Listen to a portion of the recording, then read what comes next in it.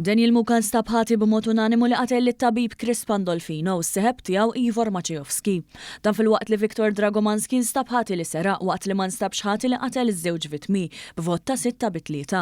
Dan hekk kif wara 12 jum ta' proċedimenti, is-sibt wara nofsinhar, il-ġuri dwar il-qtil doppju f'Taslima fit-18 ta' Wissu tal-2020 daħlu jiddeliberaw għal madwar 5 sigħat. Il-vittmi nstabu mejta f'darhom fit-triq Loker bit-tnejn li huma sofrew feriti minn arma tan-nar. Il-prosekuzzjoni argumentat li l-qtil kien ir-riżultat ta' serqa armata ppjanata li spiċċat fi vjolenza fatali. Is-sibt Dragomanski segwa s-seduta barra l-awla waħdu. Mistoqs mill-imħallef Natasha Galja Xiberras biex isib postu fl-awla, Muka reġa' rrifjuta waqt li awgurala il-jum it-tajjeb. L-imħallef Galja Xiberras spiċċat tindirizza lill-ġurati għal ħabta tas-sigħata wara nofsinhar, meta mbagħad batithom jiddeliberaw. Muka jaffaċċja 10 kapi ta' akkuża inkluż dik tal-qtil taż-żewġ vittmi. Dragomanski qed jaffaċċja 3 kapi ta' akkuża fosthom dik ta' kompliċità fi qtil. Il-prosekuzzjoni qed titmexxa mill-avukati Marija Francesca Spiteri u Kevin Valletta mill-Uffiċċju tal-Avukat Ġenerali.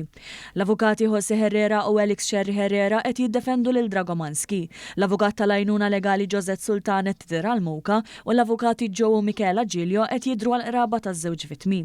Sa dan it-tant raġel ieħor Jesper Christiansen diġà ammetta l-ħtija għall-involviment tiegħu f'dan il-qtil u qed jiskonta sentenza ta' 40 sena ħabs. Is-sentenza se tingħata fil-jiem li ġejjin.